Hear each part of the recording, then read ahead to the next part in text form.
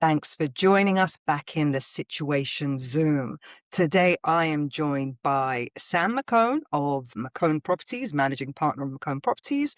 We have Aron Lomax, who's the managing partner of Trio Homes, and Mark Richards, who is the CEO of the network.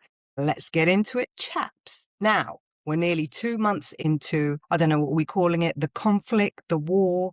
Aron, you mentioned you had various names for it depending on which week of the situation we're in. What are we calling it today? I think it started as the war, progressed to the conflict, and now I think we're at situation, which is sort of, and it resonates with how people have been feeling throughout it, to be honest. It started off as a war and a conflict and a situation. That's how it sort of feels internally and on the ground. So I think, yeah, that's where we're at right now. Well, tell us how it feels internally on the ground these past 2 months. I mean, I suppose there's two sort of sides to it. There's the human side of it. I have a family. I remember the first day it kicking off, I was actually getting out of the car with my son, and I'll never forget that. Like that's the human side of it. And I think although we are business owners and we have to put a positive spin on it and everything, it did take its toll in those first days and first weeks. It was like nothing anyone's ever experienced before, especially being from the UK. It's not something that you kind of ever anticipate that you're going to go through personally. So the initial feeling was very much like, wow, make sure you're safe, your family's safe, your colleagues are safe, etc., etc. And it's sort of slowly progressed from there into, okay, business. How is this going to impact business? What can we do as a business to make sure everything's going to be okay? So it's been a very strange 8 weeks.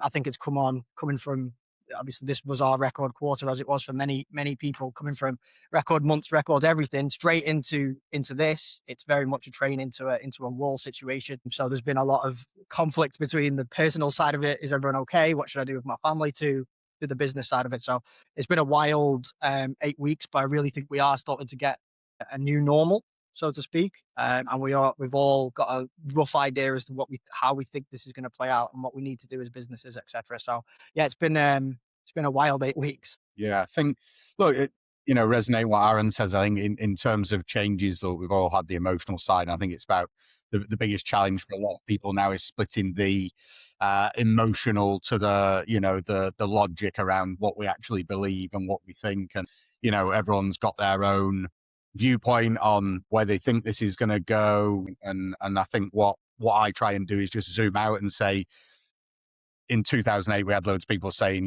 flee Dubai, get out of here. Dubai will never recover from anything like this. And I always just try and take a bit more logic and say, well, what do you think's going to happen? Do you think nobody will be living in Dubai in 3 years? If you zoom out well past this, what do we think's actually going to happen?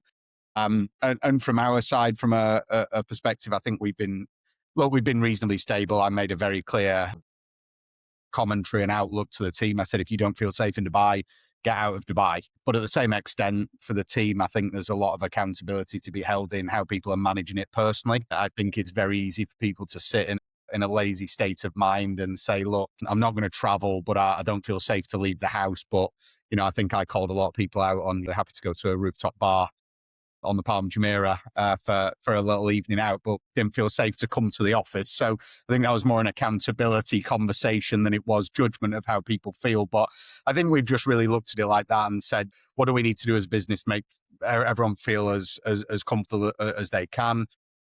Ultimately, we've changed quite a lot of little things. We've moved into having sort of a wellness day on a Friday. So right now, I think there's only me and 2 other people in the office. Everyone was actually on a paddle tournament for the last few hours this morning. I think we've had the hottest day of the year so far as well for that. So it's about that, and then really trying to understand from an individual basis, who are the people that are here that want to make money, who are the people that are concerned and need a bit more time out of the business, and just allowing that to take its natural course over that. But ultimately, what do we all need to focus on? Well, everyone still needs to earn money.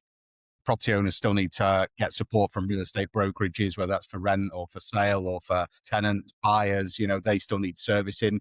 And there's also plenty of people in Dubai that are looking to service those clients, be in the office and take advantage of what is an opportunity to have less competition in Dubai in terms of brokers at the moment. Yeah. From my perspective, it's actually a bit different because I wasn't here when it all kicked off. And so I wasn't here when the floods happened into this. So just a lucky coincidence, I guess. But, Obviously I saw it from the outside, and you read the press and you see the videos, and I did expect to come back to a much worse situation than what it actually was. And I managed to get back, I think, on the 10th of March. One of the things I noticed was that everyone was kind of in a bit of a state of shock, right? I think the first few days in particular were quite tough. But ever since then, and I think this might be because I didn't really feel the first few days, I've really taken more of the business approach. It's the one thing that I feel like I've been able to influence the most. And so it's really been about, from I think the 14th of March, we've had a policy of back to the office. We obviously had some people who didn't like that, but we made it our thing because I think in a time like this, first of all, I don't believe you're safer being at home or in the office or anywhere else. I don't see the point of not, going about your day in the normal way. I think that's the best way to fight that sort of impact that it was facing. And I just felt it was so important for us as salespeople to get together, to talk, to share our experiences. And, I would kind of say that for the last month, it's been the situation. It's been, we know that it's there. We know that it's impacting our job and the market, but I don't feel that the emotional side of it's been as strong, right? I feel like in many ways that across the city, we're treating this more now as like what Aron was saying. It's the impact of it on the business and what can we do. And I think everyone to a large extent is starting to be extremely proactive, and even doing these Zoom calls, right, is another sign of that. So I think again, like so many other aspects of the city, we've shifted now into that gear of looking for ways to combat it. And whilst the market's not there yet, it's really good to see just how many people are taking that approach. And from the beginning, let's say the first week of March, what were your expectations of how long this would pan out, what the impact might be versus now, 2 months in?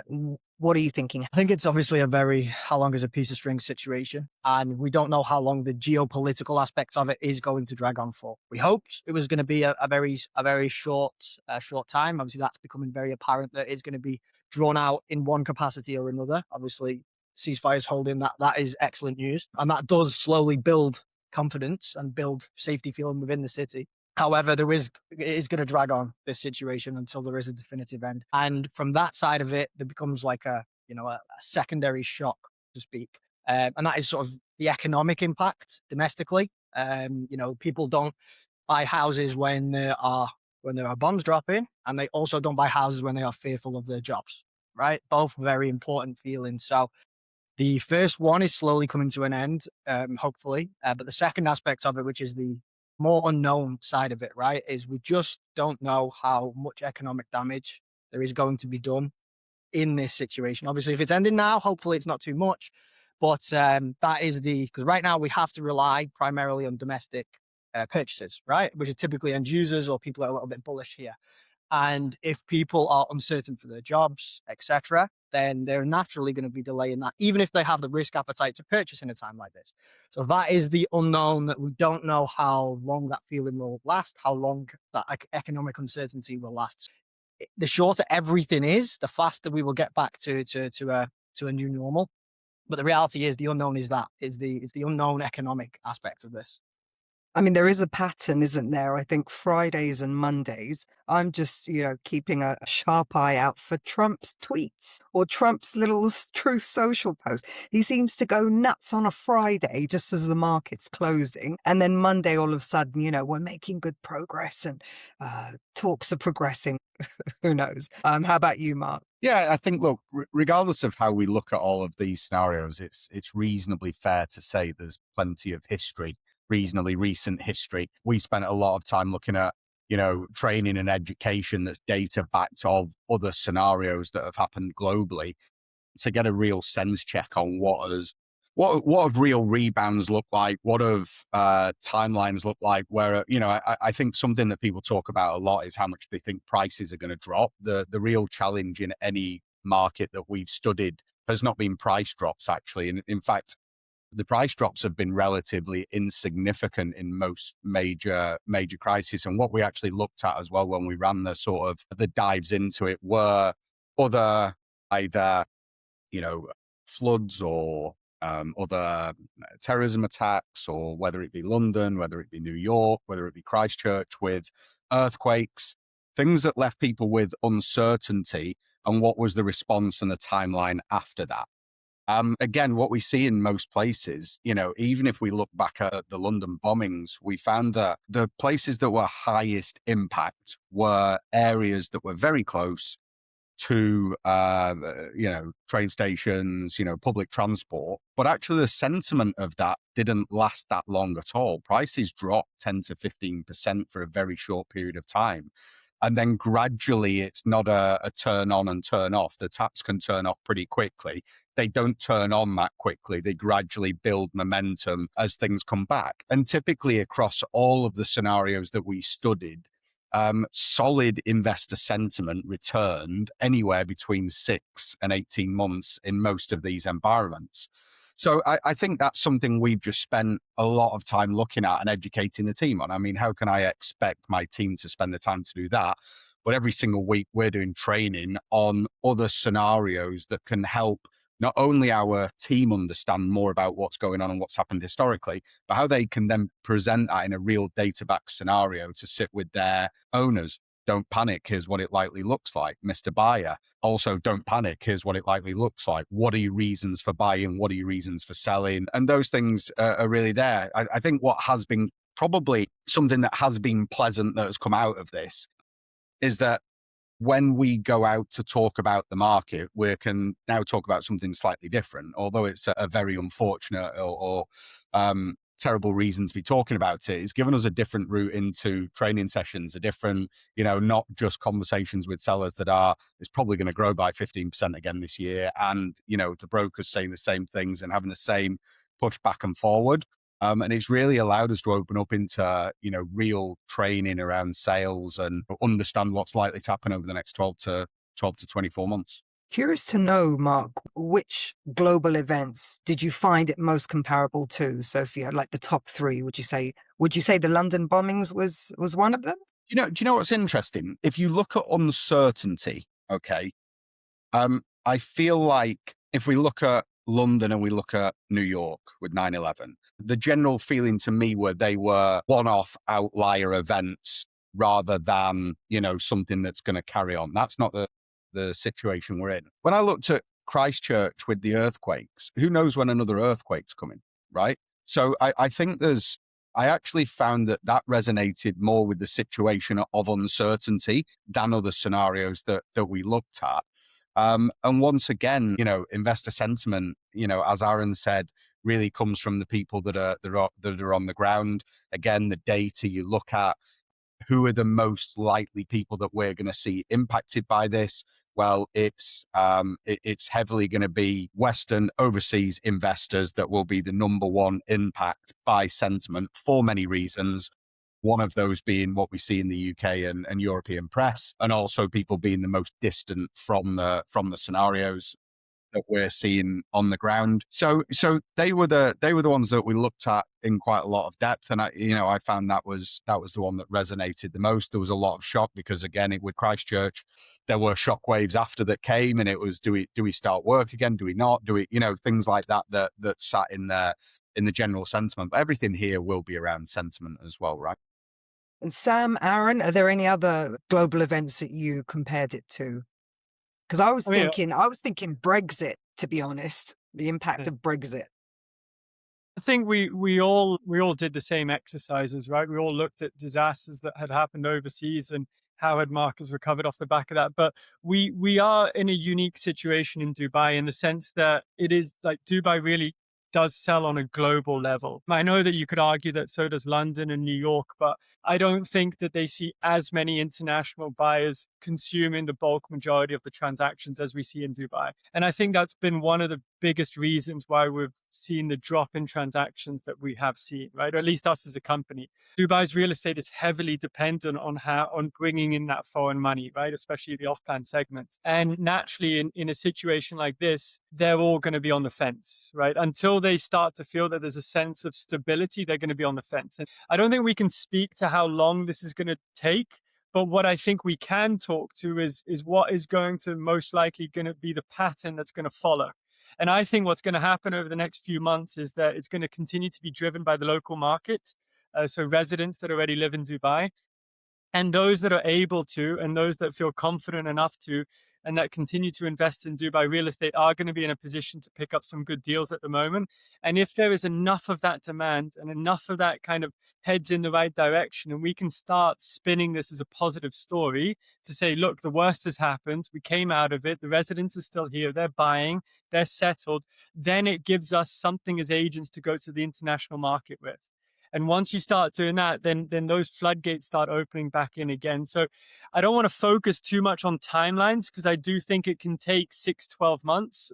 But what I think is more important to go is, okay, what's this cycle going to look like? Where should we be putting our effort into? And, we as a business, we actually do half of our business in off plan. So we're quite dependent on that. And, we've noticed that we're having to shift that now. We're having to shift that movement more to the local market because even if we want to sell off-plan properties today, it's either going to be people who are here today or that have previously invested in Dubai and have bought into the story, not just once or twice, but really see it as a huge part of their property portfolio moving forward as well. I think just to follow on from that, I think the one thing that makes Dubai so much more susceptible to events like this versus an event comparable in another country is if you see a global event of any capacity in any other country, right, you would see house price movement of a couple of bips, right?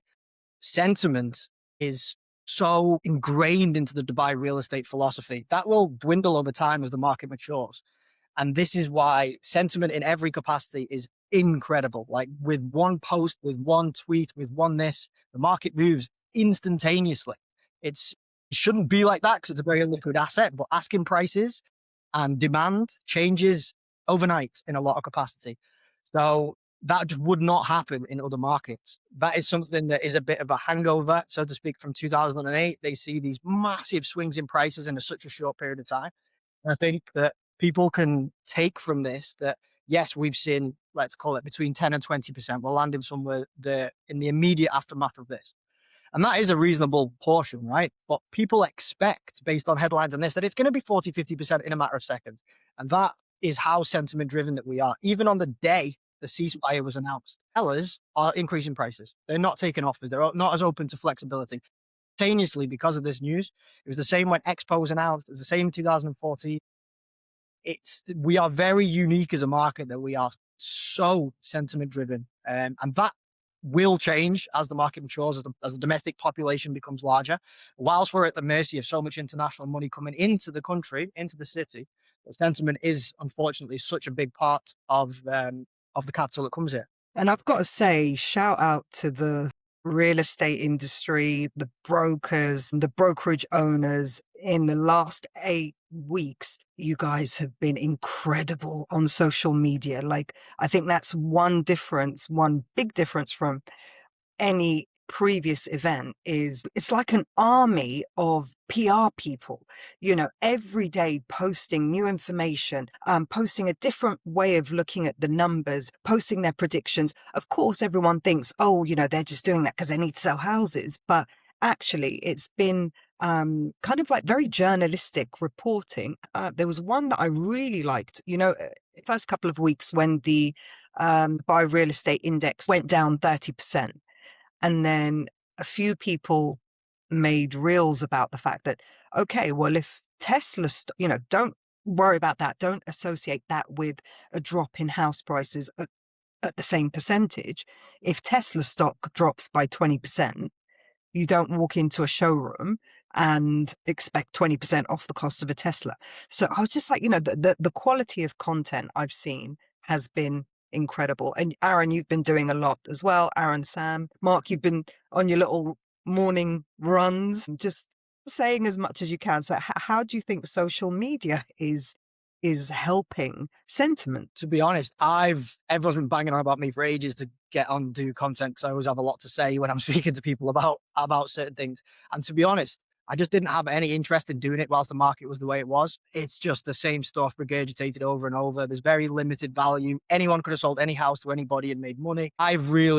It's lit a fire in me that there's really good value that can be added to brokers, to brokerage owners, to really give some context on the ground as to what's going on. Not just fluff, but genuine, real content as to what's happening. So from my side, I think it's just been a case of I finally have something different to talk about. I finally have context. I finally have a narrative that people actually want to listen to and I can give value to. And I very much enjoy Mark's West Beach walks as well. West Beach Walks. Yeah, that's it. West Beach walks. People always say to me, "Get out of the suit and be a bit more human." So I think that was me just on the. I think the Palm was one of the most affected areas. I saw a good friend of mine, Barney Crompton was on BBC World or BBC News, I think it was. And what they managed to do in that period was show 1 5-second clip of one particular hotel on loop from every single different angle that was going on. For me, I live on the Palm. The office is near the Palm. I walk up and down the Palm.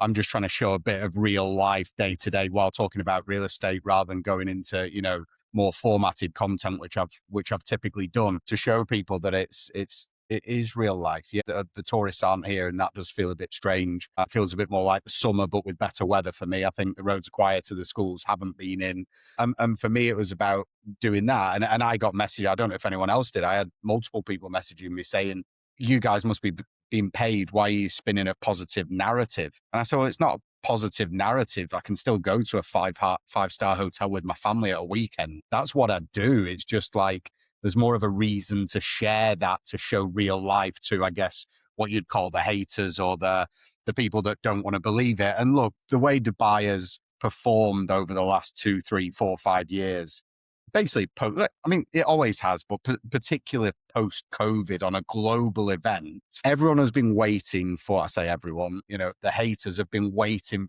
for something, whatever it is, and they've grabbed onto this. And for me, it's just my way of showing, I'm down at the beach with my kids.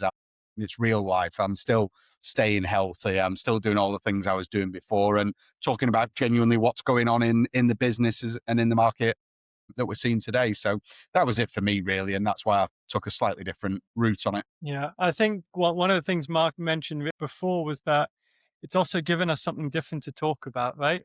So from a content perspective, it's, again, I think had COVID never happened, I don't think we would be where we are in Dubai today. I don't think the globe would have seen what a great city this is and the opportunity that it creates for so many people. And my perspective is that this is once again the situation, right? How many other places around the world could have handled this kind of situation the way that the UAE has? Obviously, it didn't ask for it, right? I think the UAE tries, particularly Dubai, right? And I think there is a important distinction to make here between Abu Dhabi and Dubai, but Dubai tries really, really hard to keep itself out of these geopolitical affairs. And somehow it landed bang in the center of it. And yet it didn't choose this. It didn't retaliate. It didn't start accusing different people of being on the wrong side or whatever. It just said, we're going to handle this as best we can. We're going to try to make sure that our people feel safe.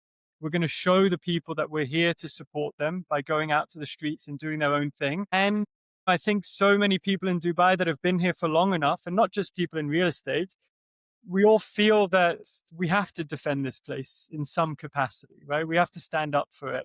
And one way that we can do that is by being quite vocal and sharing our story. And I think that's what a lot of us have done. And it's been really great to see.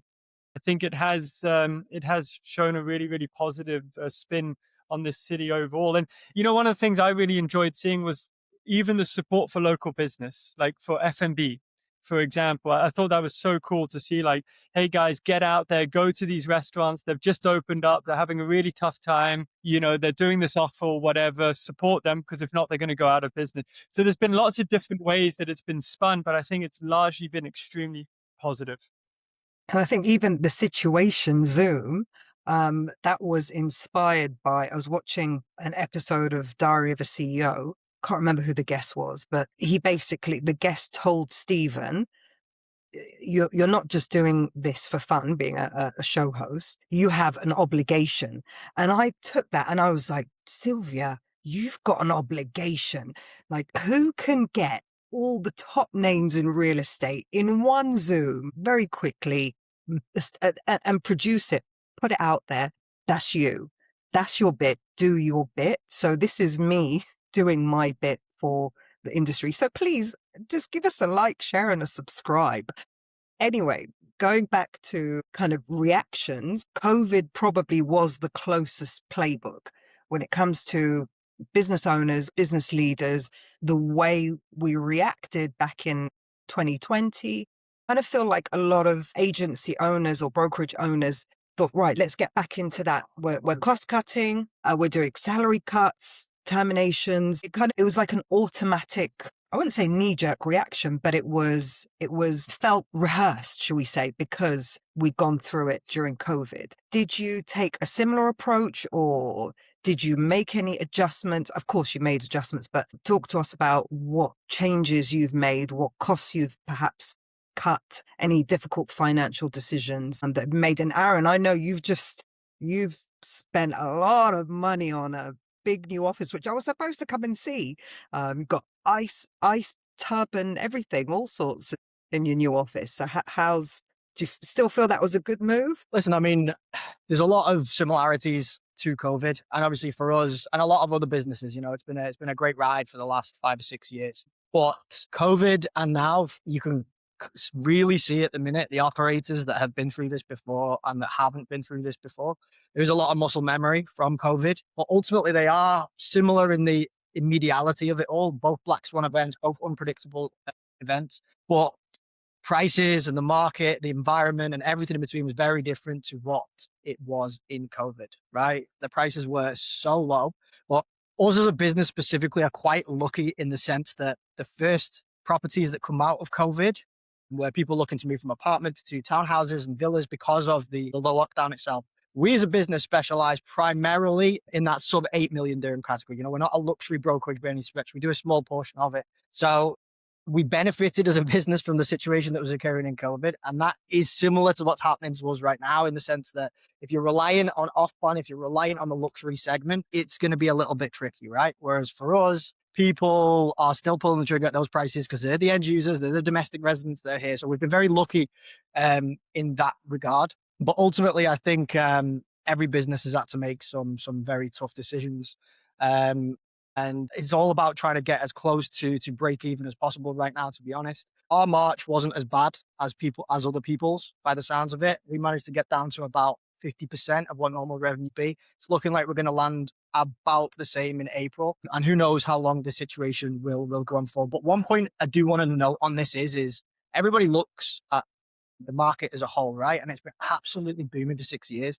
But for brokerages specifically, I think a lot of people will resonate with this in the sense that although the prices and the transactions have been off the charts, margins for brokerages have been getting squeezed progressively for the last 6 years. There's lots of factors for that. Cost of doing everything has gone up. Brokers' commissions have increased slightly over this time. And then the cost of doing business, the portals, the rents and everything in between has gone up as well. So although the market as a whole has performed incredibly well, brokerages' margins have been getting squeezed. And you're seeing that now, as to even though the situation's only been going on for 2 months, brokerages are closing. They are going out of business. And that leads you to believe just how tight margins were for a lot of people.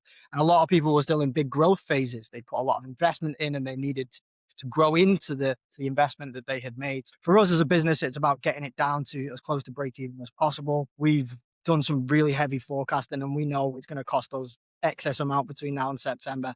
And we have that capital ready to deploy in the business. So it's one of those things, unfortunately, if you're not in that position, it could be a struggle for a few brokerages, and there's no heroes here. And the business is the priority. You need to protect it. You need to get costs down to as close to break even as possible, and ride it out for as long as possible. Yeah, I think for us, Silvia, we looked at a few things. I think one of the first things that we looked at was what are things that we're spending money on that we maybe didn't even realize or were overspending on. And it was the first thing that we did is sat down and made sense of everything.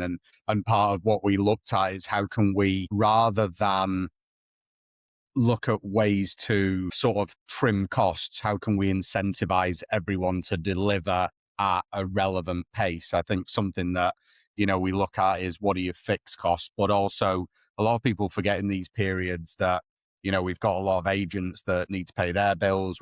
If they're not selling real estate, then they don't get paid. And I think the one main resonating conversation that I believe I've led through the whole business with, but more in these periods is, with the operations team, it's like, look, guys, we're going to put you more on a target-based environment. If we can't maintain certain levels, unfortunately, at some point, that's going to start impacting you guys as well. So let's be clear on what they look like so we can keep you getting paid what you're due. But also don't forget that if the sales team aren't selling real estate because we go into a go slow mode, then ultimately it doesn't matter how good we are and how much money's in the bank. At some point it runs out in any business, right? So I think it was just aligning everyone to make sure they really understood what level of real estate do we need to sell to keep the doors open? What level of real estate at this level keeps us open for how long? And what does that realistically look like?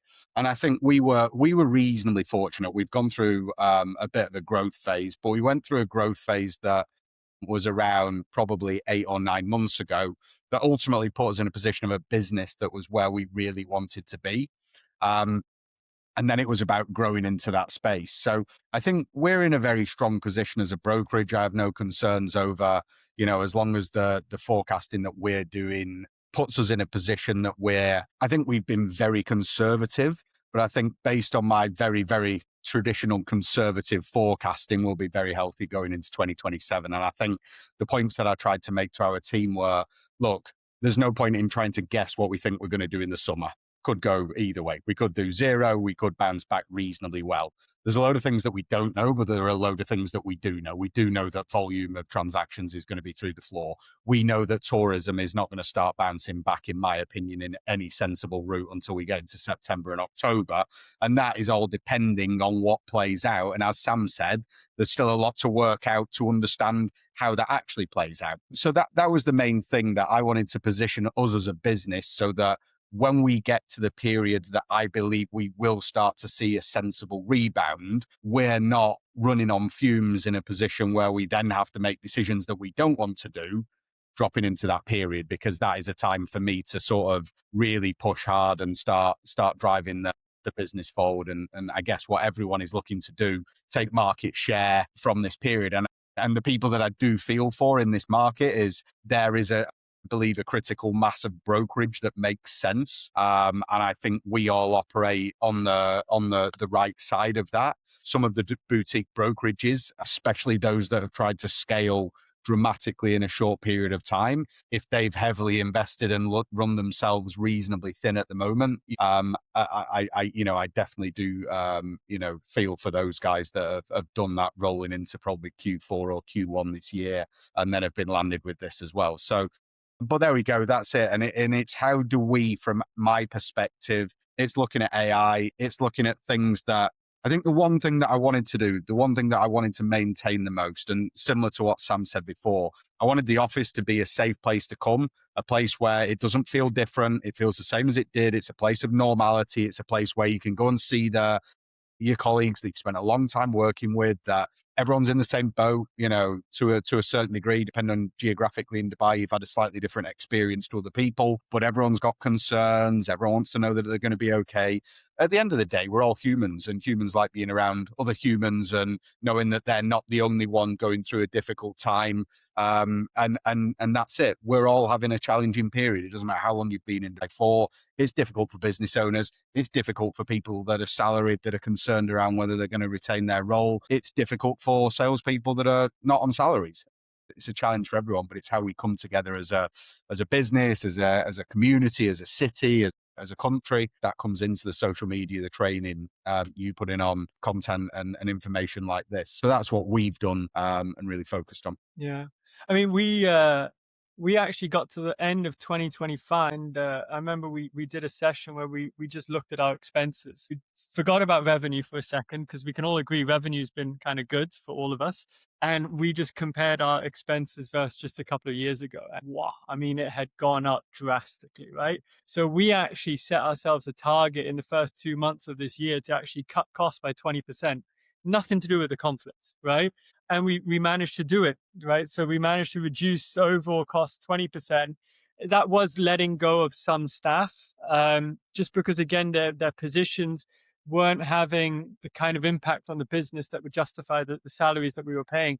So we actually got pretty much to the end of February, just as this all had kicked off, and we had done a lot of a lot of the adjusting that we already needed to do, which obviously was a bit of a relief. And it's left us in a position now where we don't feel like we need to do too much more.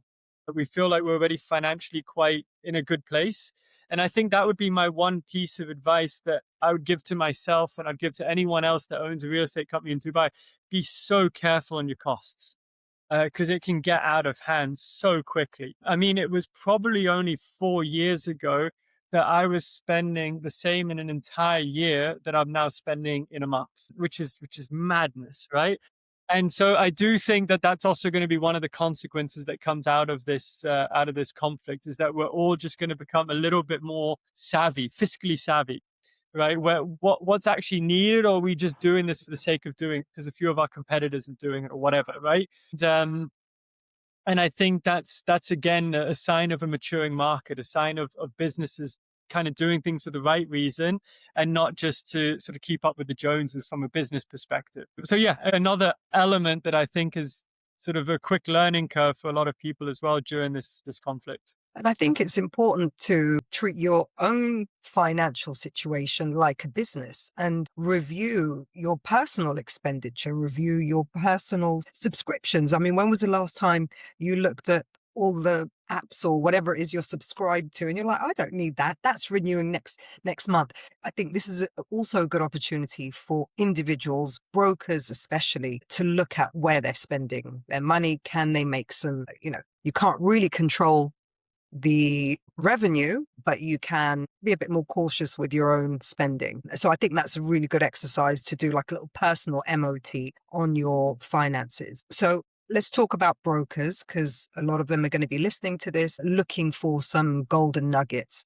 And I think the important responsibility that we have as real estate leaders who are over the age of 30s, 40s, who have maybe witnessed Brexit, have witnessed the global financial crash. We have an obligation to say, right, here's what we think is going to happen. Here's how we need to shift gears. If we are moving from a seller's market to a buyer's market, that requires a whole new strategy, a whole new way of doing business, a whole new syllabus of learning. So what are you teaching, or what are you training agents right now? And I'll be honest, I'm helping a family member rent out their villa in Damac Hills. Just as a kind of exercise, I thought I'm not going to reach out to the agent. I'm just going to see, this was at the beginning of March. I'm going to see how long it takes him to reach out to me, because maybe in light of the circumstances, the owner might have changed their mind and decided, no, we're not going to rent it, we're going to sell it, or we're not going to rent it, we're going to move in. So I thought, let me see how long it takes the agent to contact me and find out if there's been a shift in our intentions. And actually, they took a month. And I kind of felt like, why wasn't I on the list of first people you're calling in the first week? And I thought maybe it's a kind of, I don't know, like lack of confidence, or don't really have all the answers, so I'm not going to call. But I would have just really appreciated look, we don't know what's going on right now. We don't know how this is going to pan out, but has your priorities changed? Are you thinking differently? That sort of thing. So feel free to chime in. And everyone's been selling on the back of FOMO, right? You don't sign this now, you're going to miss it, That's just been a general blanket approach to how brokers and brokerages have operated for the last however many years, right? And I think now inquiries are down, all right? The intent is there, the time to decision has increased drastically. So the relationship nurturing process has increased, okay? So you're spending longer with each client, which gives you that opportunity to add value to them on a much bigger scale, rather than, you don't take this house, someone else is going to buy it tomorrow. That is not advice, consultancy, however you want to call it. There's no time period to do that. Whereas now you're having a lot more time. There's two things that have changed. One is sellers actually listen to us now, rather than them just being able to do whatever they want. So you now have an opportunity to add value to both sides. Okay. You are now a consultant again, whereas we've realistically not been able to have that opportunity to do so. And sellers themselves are going to be searching, sellers and buyers are going to be searching for that value. And you have to do an audit as an agent yourself. And we have an ownership of this as brokerages. If you are putting yourself in front of that seller, do you know enough? Are you holding those conversations with that seller? Is that seller going to choose to listen to your advice? Is that seller going to choose to work with you? Previously, it was if you had a decent buyer, the seller would work with you, and there was no exclusivity, there was no relationships. Small portion of it obviously was. Whereas now they're really going to be picking who they do business with. So the agents themselves and the agencies need to really look at this and go, do I have the tools to be able to hold that level of conversation? And that includes many different things, talking about the different markets, holding high level conversations with what is going on geopolitically and everything in between. You have to be able to have opinions. You have to be able to have constructive conversations at this level. And I think sellers themselves, buyers themselves are going to be able to know exactly who these people are. So if you are an agent or you are a broker in the market right now, would you work with you? What is it that you need to brush up on to be able to do that? Because we put on extremely high level meetings, right? And I'm talking about the most intricate details of this and how the price of oil affects this and that. And I can see the type of people who are really taking that on board and will always follow me with questions about that's interesting, that's interesting. And I think that now is the time you need to brush up on your knowledge on these things, because sellers want to have these conversations. If you cannot have those conversations with these people and justify to that seller why this price might need to be this and not this, then I think it's going to be very clear that the people who do know and want to learn and have the appetite to learn will be able to stand out from the rest. And anybody who doesn't, the people who were just operating in this FOMO environment and they don't want to step up and sharpen their tools in a time like this, then unfortunately, they're not going to be here in a few months' time. Yeah, absolutely. And I think where we built our business is, we don't really have a leasing department. We have people who are able to do leasing, which means predominantly brought in more experienced salespeople, whether it's from the real estate industry or not. But ultimately, for me, whether it's real estate, whether it's another element of sales as well, what we've all got to look at is the basics that don't change. It comes down to relationships. It comes down to supporting your clients. It comes down to marketing the properties well enough to generate leads. And if you look at, typical, without, sort of going too technical or boring on it, the workflow hasn't changed. It's bring properties to market, generate leads on them, go out and do viewings, get offers and sign contracts. It's then just how we break down the different elements that sit in the middle of that and work with the agents and do training that fits the areas that either the individual is struggling or where we're struggling as an organization, right? What are the key things that we're not doing well enough that will have the biggest impact on the team as a whole? Something I've done for years and I've always quite enjoyed is the training element. I've always looked at how as a business can we be there for somebody when they need it, not because we're doing training on a Tuesday. And that comes, got to remember that we've got different ages, different experiences, different nationalities, different markets they're operating in, depending on whether it's investor-led or whether it's end user-led, different property types, price points, all of these. And the time that those individuals need that support, we build out a system and a way that people can go and find that when they need it, as well as having the support from managers. So a lot of that rolls back into what we've been doing. We're now just feeling that the value of that has intensified more than it ever was when we were in this market. As Aron said, that people could kind of just turn up and do enough. And if you had something for sale, I mean, there's half a chance you'd sell it. And that's not the case now. And we've seen listings jump by around 35% for sale in our business. That's because people were picking up the phones, having conversations with no agenda, similar to how we were in COVID. How are you coping? Are you in the country? What's going on? How are you feeling about things? How's your industry? I love to get feedback on how other industries are being impacted and at what point. And obviously tourism being the biggest impact sort of overnight. And that's something that the guys have done well. What we need to then look at is we've still got properties with some agents that haven't had a price reduction that are still in, we're listed in February. Well, clearly we now need to go back and have the right conversations. And I think in many cases it's about training, but in many cases it's about reminders and accountability at the basics of what needs to be done. And I think the one thing that I would take away right now, that people will be able to stand out from the crowd. This is not about being liked and telling people what they want to hear. It's about having the cold, hard conversation of, I'm sorry, Mr. Seller, if you want to sell your house right now, it will not sell for this price, but it will sell for this. does that change your strategy? So I think people who get comfortable with difficult conversations, and as CEOs and owners of companies, we've naturally had to get pretty resilient at doing that.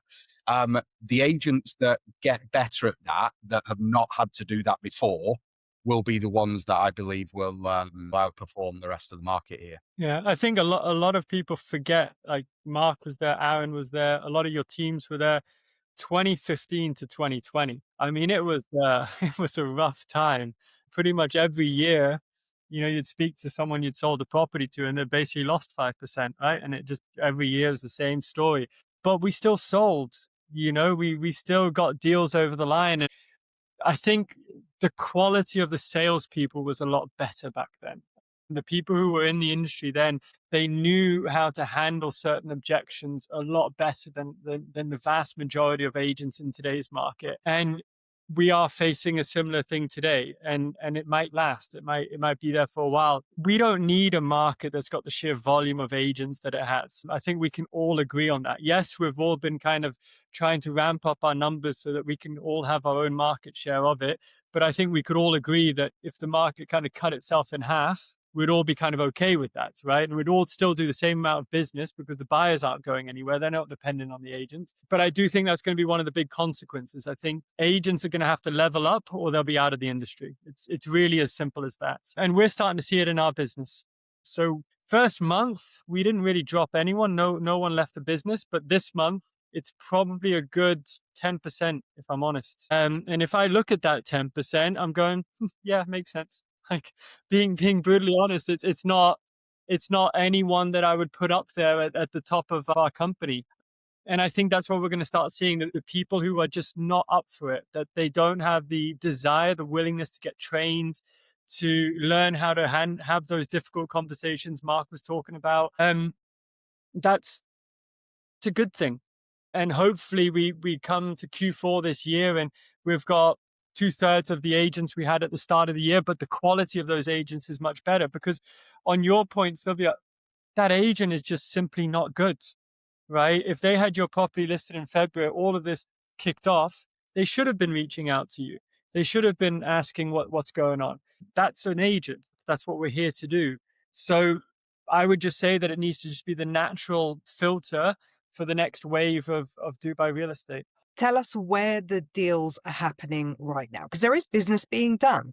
So what are you noticing? You're all operating in slightly different markets, different price points. What interesting performance are you seeing? I've pivoted in a few different directions, to be honest, since this started. We're lucky in the context that we've got a fully fledged mortgage brokerage, a sister company internally, but sister company. And we doubled down on equity release and buyout products. And that has performed exceptionally well for us, exceptionally well. We'll probably have a record month in that business, to be honest. And that is a very profitable business for us. So that has been a very good lifeline in this time. Second to that, we also moved into off-plan resale. That's a team that's performing and getting a lot of traction. Obtaining buyers is a difficult thing, but when the good deal comes around, they do still go straight away. Ultimately for us is the lower entry price point townhouses. We finally got one of the properties that we had listed dropped by 15%. 4 viewings, same day, 2 offers sold. Like, if it's priced well, the demand is there. So for us, the townhouse communities they're still selling extremely well. And the prices honestly haven't dropped drastically. You're in that 10, 12% category. Anything outside of that, it'll sell instantaneously. For us, the mortgage aspect of it has been a big lifeline.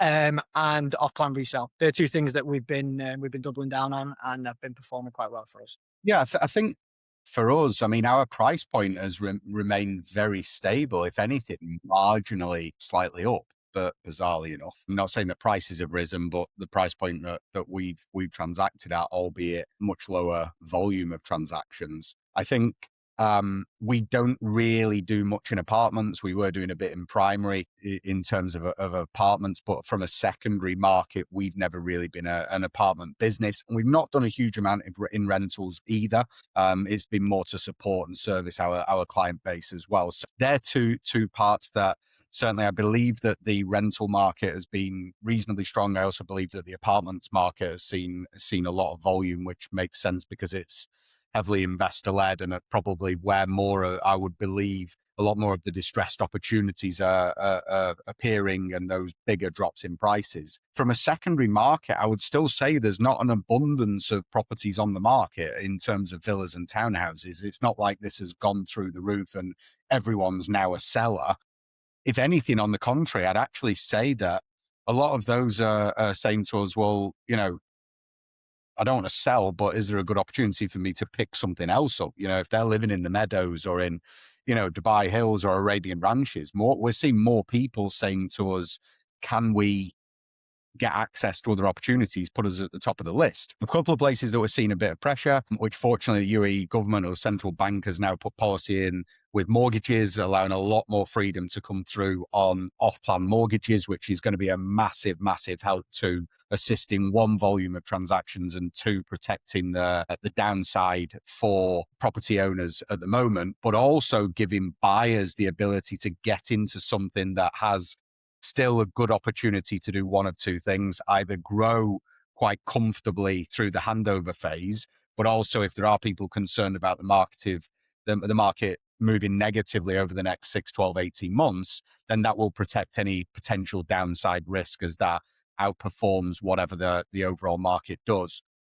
So they're things that we've seen a lot, but certainly we're resonating. The same kind of applies. If the property is priced well and it ticks the boxes, is it vacant on transfer? Can I go and view it? Those things that make sense anyway. You market something well, if it's priced well and you can view it and it's vacant on transfer, those properties are selling, and we're seeing that heavily from the local residential market here. So that's what we're seeing. Prices have moved down. Absolutely. Anyone who's buying, if you were buying right now, of course you would want a deal. Who wouldn't? We as a business, like I said, we do 50% of our business off plan. And because of the nature of commissions, right, we've also, probably made most of our money in off plan in the last couple of years. I think that market has taken a big hit, as you would have expected.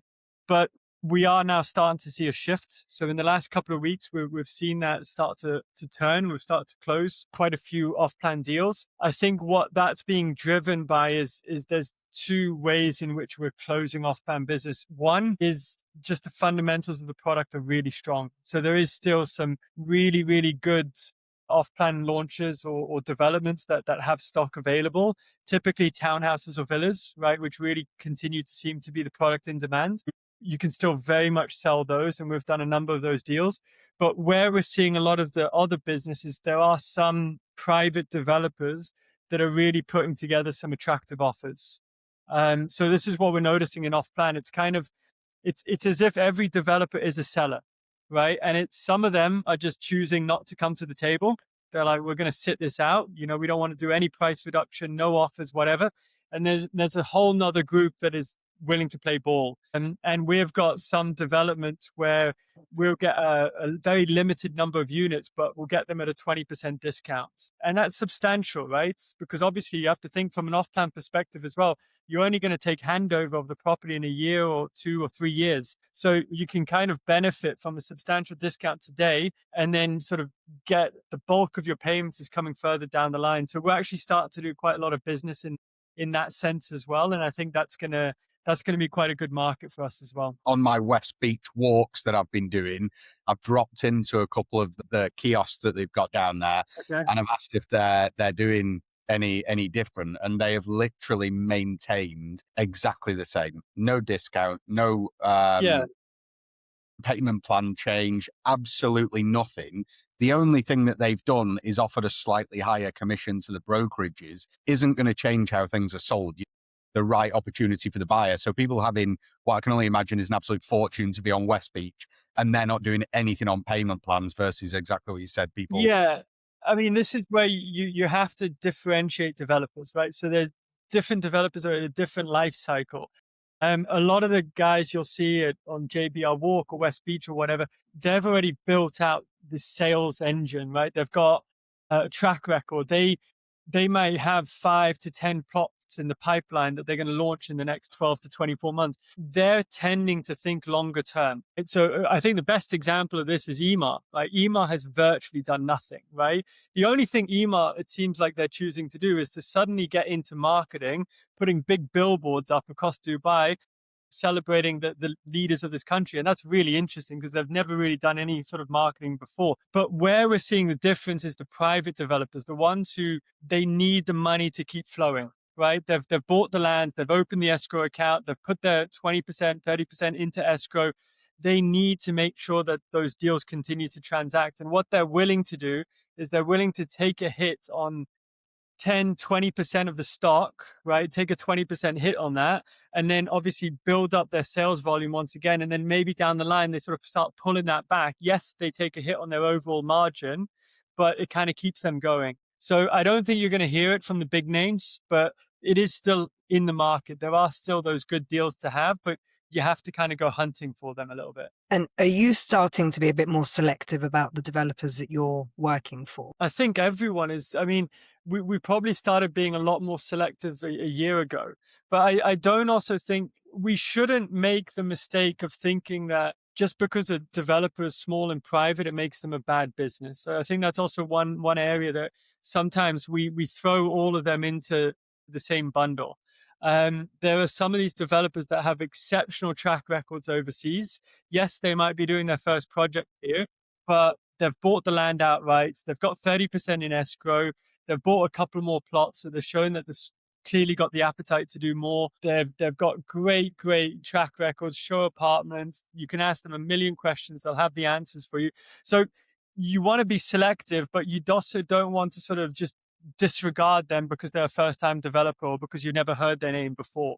And I think one area where I think you could probably shy away is that when you do see some of these developers going out there and spending loads on marketing, that's when I'm actually a little bit more apprehensive, because that cost has to come from somewhere, right? And it's most likely either going to be bundled into the price or they're going to cost cut on the quality that they deliver to the end user. So yeah, just a few things that I've noticed. And it's part of this conflict, but it also stems from before that as well. Now, I want to move on to what we're telling buyers, sellers, landlords, and tenants. So what's the message right now?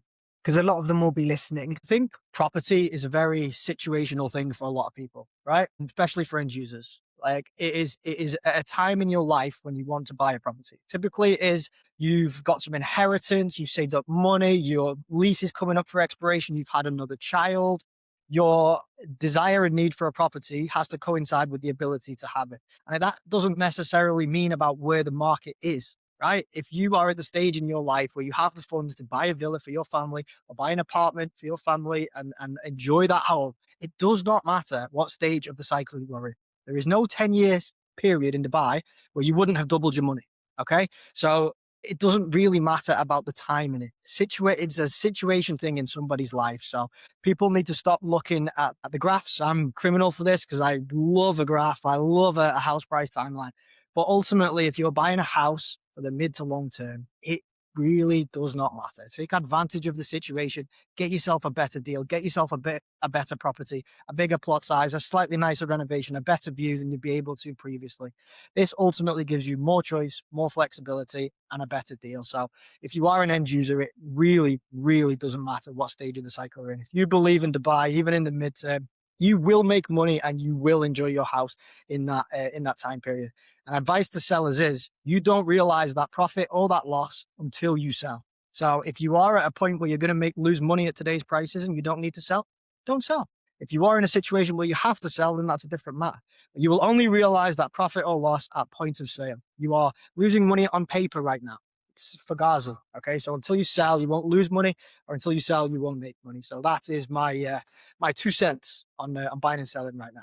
Yeah, thing for me is with everyone, just think logically, strip back the emotion, think about why you're buying real estate. People's reasons for buying and reasons for selling, typically buying is something positive.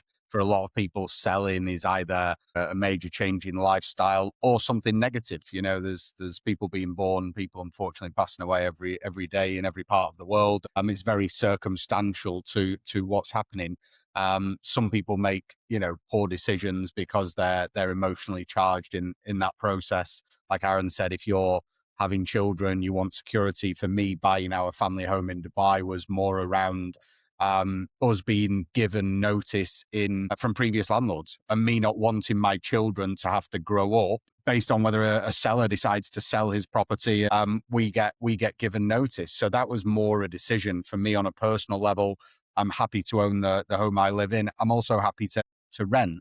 But like I said, for me, it was an emotional purchase with logic applied that I didn't want to be having to have conversations with my children. That was, you're going to have to leave your room because the person who owned it has sold it. They don't understand. They don't care. And then when it comes down to, taking opportunities, something that I really urge people to do. If you're in a position to buy now something that you can afford today, the stars might just have aligned. You might have been fully out of the market. You couldn't afford to buy in Dubai. And now, because of circumstantial changes, you might have more money going down as a deposit than you did against the relative prices a few weeks ago. You may be able to buy a 2-bedroom apartment versus the 4-bed townhouse that you really want.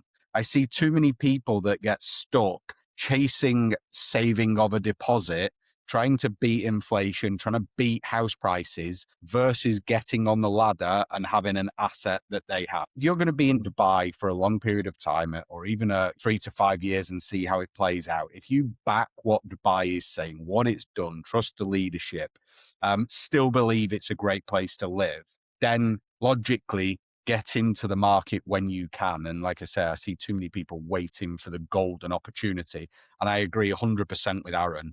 People should buy when they're in a position to, and when the timing is right for them, not try and time the market. We know historic, whether it's the stock market, whether it's crypto, whether it's currencies, trying to time the perfect time to buy quite often does not put you in the right position to pull the trigger at that time. I would second everything Aron and Mark have said. The only thing I would add is that just always look at just the worst case scenario. And I think as long as you can cover the worst case scenario, you're okay to go ahead. The best way I like to describe that is I had first place that my wife and I moved into together. We bought a place in the Greens, a ground floor unit, and we lived there from 2016. And obviously we bought it quite high because the market was kind of close to the peak back then. And we got a mortgage on it and we upgraded it. And it was our home for 4 years by the time COVID hit. And, I remember looking at house prices during COVID, and the value of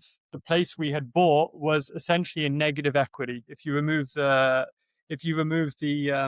upgrades that we had done. And that really, really sucked, right? As someone that was in real estate, I was like, Jesus, I got this wrong. But you know what? My mortgage was $8,000 a month and I had to pay another 1,500 in service fees. So it didn't matter. It was completely fine. And I just continued to pay my mortgage and my service fees. And I lived there for another 4 years. And we moved out a couple of years ago. And nowadays, well, let's say in February at least, we received a call from an agent willing to offer, almost double what we had bought it for. But the whole point of it is that as long as you've got that worst case scenario, and COVID was worst case, I mean, that is just about as bad as you can get. As long as you've got that covered, you can ride it out. You can do whatever it takes, and you can then choose to time the market as to when it suits you to sell. Now I want to finish on, I know we don't have a crystal ball, but you've all got your own predictions for how this is likely to pan out for the industry,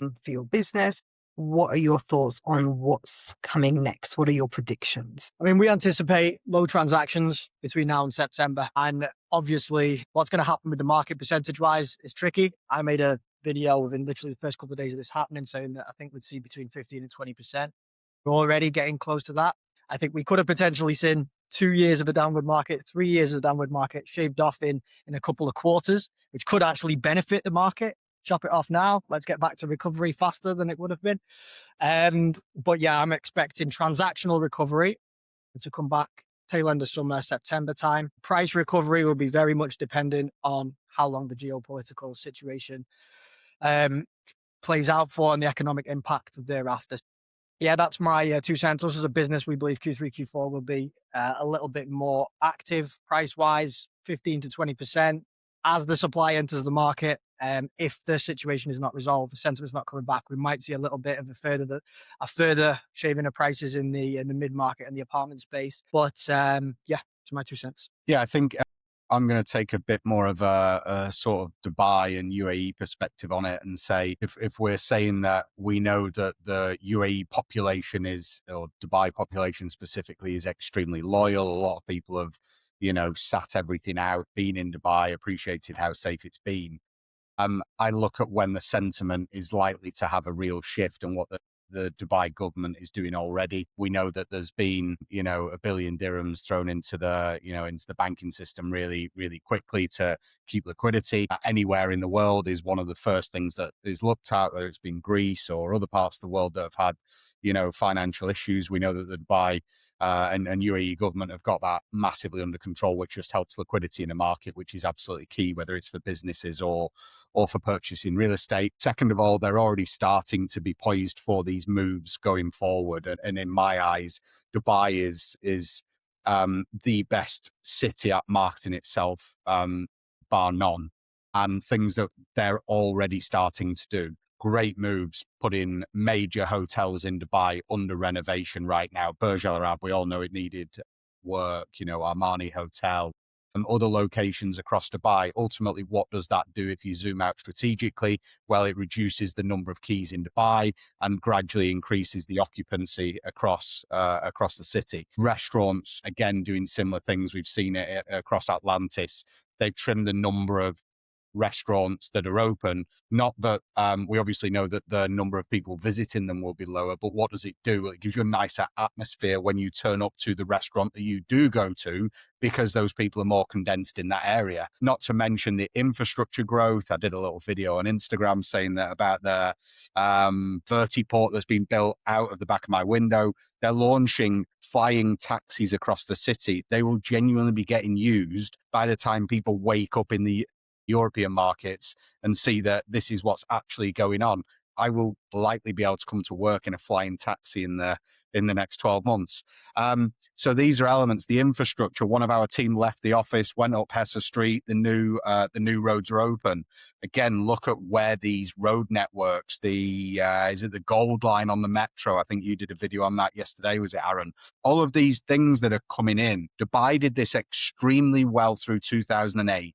It started slowing down on the development of new projects coming into the market because it clearly wasn't required in that relatively immature market that we had. But wow, did it push on with infrastructure, parts, road networks, everything that was required. And the roads for the guys that have been here, you will see that the roads were starting to go back to 2007, 2008 in terms of congestion, yet the road capacity was in a totally different world. And that's happening now. We can see it across the city. They're pushing really hard on that. What else is going to happen? Well, one thing that we know will happen 100% is that prices of doing a 5-star vacation in the UAE coming out of Europe, when we get some sensible settle of narrative over here. And I believe that push will come through very aggressively in September, October, and November, running on from there. You will be able to get a holiday in Dubai. They'll be cheaper than going to Benidorm out of the UK. And people will not be too worried about what was in the press a long time ago.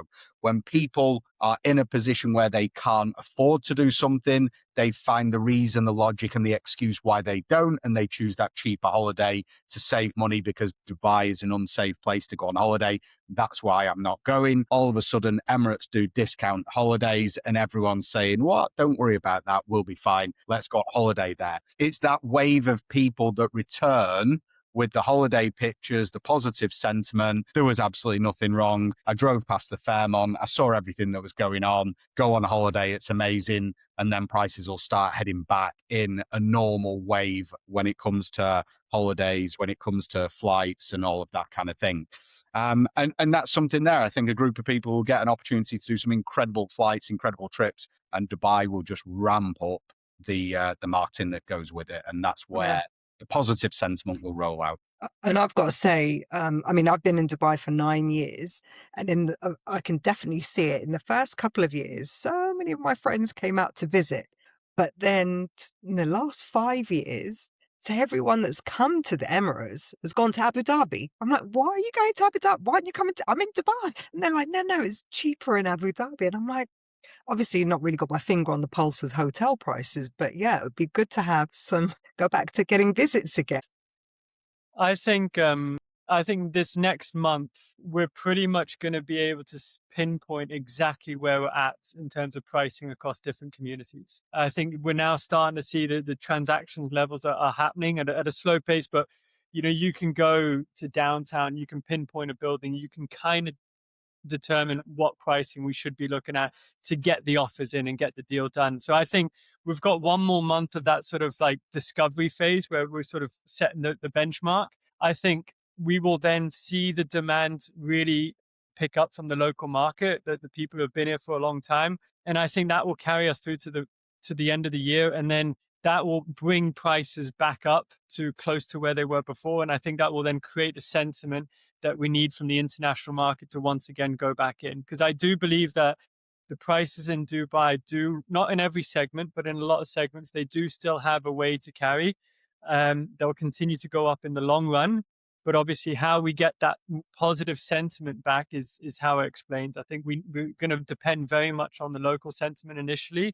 And then that will eventually, once people see that prices are once again rebounding, that will bring in the international demand as well. I think one of the difference this time is the whole population is the PR machine now, and it's not forced. Yes. It's very organic. And I think that itself, even with conversations with family members in other countries, even not just fully fledged social media videos, but conversations, everyone's like, it is safe, it is fine.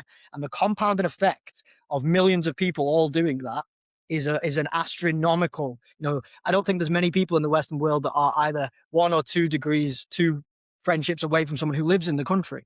Right. So the compounding effect of that globally means that people will come back here, whether to visit friends or family or to get a cheap deal. Will be astronomical coming out of this. And let's be honest, this was the one thing that was lingering as Dubai's not been through it yet. And here we are, and it has. And it's the what if this happens scenario, and assuming that we can come to a nice, sensible, what do they call it, off-ramp in the coming weeks, then it's now another, well, yeah, that has happened now. So we know what that looks like. And, we're all here to tell the tale. The Daily Mail have run out of things to say about us, Sue. Okay. Right. Well, have we got any more golden nuggets you want to drop? The only thing I just want to mention on is the mortgages at the moment, because I think that is something that's, whilst we're in this discovery phase of pricing, as Sam said, and we do have this massive liquidity package that the banks do have access to. But whilst we're in this discovery phase, the banks aren't keen on lending because the banks themselves don't want to be exposed. They don't know the valuation. They don't know the pricing right now. And that is really, really hurting transactions under 5 million dirhams right now. It's very difficult for buyers because if you're going from an 80% loan to value to a 70% loan to value, that is a 50% increase in cash required. 50% increase in cash required. Even if you have the appetite to buy and you were able to buy a house, you are very limited right now. We will see a bit of pent up demand. If prices keep coming down and the prices stabilize, there will be people who are ready to pull the trigger at 80%, but they just physically can't right now because of the bank's policies. I think that is the hope that I have, that summer itself will be pretty good. If we can get through this discovery phase before summer, we might see a COVID style rebound in the summer months itself, because you're going to have residents here who want to buy these houses. They've got their eyes on houses, but they're not able to buy because of the mortgage policy. So I really do think that we will see some good pent up demand coming from that if the policies, the prices can stabilize heading into summer. I'll tell you one thing the Daily Mail's not talking about is I heard that in the UK, mortgage pre-approval, the validity period has gone down to 8 days now. 8 days. But not because of value of properties, but just because of what's going on with the bank rates. They don't want to commit to a particular package or offer for longer than 8 days. So you've literally got 8 days from pre-approval to finding a property before they I think change stuff like that is interesting to see. It's like the rest of the world is starting to feel what's happening here in their pockets big time. Whereas for us, everything's getting cheaper. Cost of living weird here, which is actually a good thing. So the rest of the world, everything's getting more expensive. And for us on the ground here, everything is cheaper. Bar some basic household items, etc. But typically speaking, cost of living will go down because of this situation in the UAE, and the rest of the world, it will be going like this. So if the price of oil remains high in the midterm, this will massively benefit us. And I think for us coming from the UK as well, I mean, I saw press the other day coming out that says that the UK tax income now is lower than the benefits that are paid out. I mean, if these still are major global challenges. Dubai wasn't just interesting because it was getting better. It was interesting because so many other places are getting worse, whether that's economically, safety, whatever. I don't see that element changing from that perspective. So I just, the final message for me, we're all still here. We're going to ride the storm, whatever that looks like. It's still an incredible place to live. It's still an incredible place to call home. We've still got, great weather. We've still got a tax-free environment. We've still got incredible safety, great options to travel. And that's just going to bounce back stronger. And mid to long term, I think people have got a very, very interesting window. All the biggest opportunities come in the highest levels of volatility, and that's what we've got right now. Uncertainty is where you pick up the best opportunities, but that's also how many people refer back to, I wish I'd have bought in COVID. I wish I'd have done this in COVID. Right, okay, but you were also scared about whether you could pay your rent in COVID. So you weren't a buyer in COVID, and I think we've just got a lot of that now. The one thing that I would say is different now is that economically, most people have had a very good ride for the last few years. And I think a lot of people are liquid and able to go ahead and pull the trigger if they want to. I would say that's a major difference. People can pick up the deals at the moment, whereas in the UAE, from a market perspective, we'd already gone through a 5-year downturn locally. Then we went into COVID, right? We've gone through a very economic, prosperous environment, and now people have got a window of opportunity to get into the market. Yeah, I would, again, I mean, like so many other topics we've covered on, I think we share a lot of the same sentiment, but I would just remind everyone that I'm someone that grew up in Dubai. I've been here since 1991, and Dubai wasn't built over the last 5 years. It wasn't built over the last 10 years. It's always been this way. I mean, it finished the Burj Al Arab in 1999. It's, it looks at these kind of situations as a chance to come out of it stronger. And I think it's, once again, it has proven that, right, in so many different ways. We don't yet know what that looks like, but I'm extremely confident that, for the long run, things will be very, very positive here. So I think everyone should just have a bit of faith, believe in this city, and, just put your heads down and work extremely hard, because I think that's going to matter more than anything right now. Amazing advice. Thank you so much, Sam, Aron, and Mark. Feel free to come back to the Situation Zoom anytime some new golden nuggets reappear. So yeah, thank you so much. Hope you enjoyed that episode. Catch us on the next one. Thanks, Silvia. Thanks, guys. Yeah, Silvia. Thank you.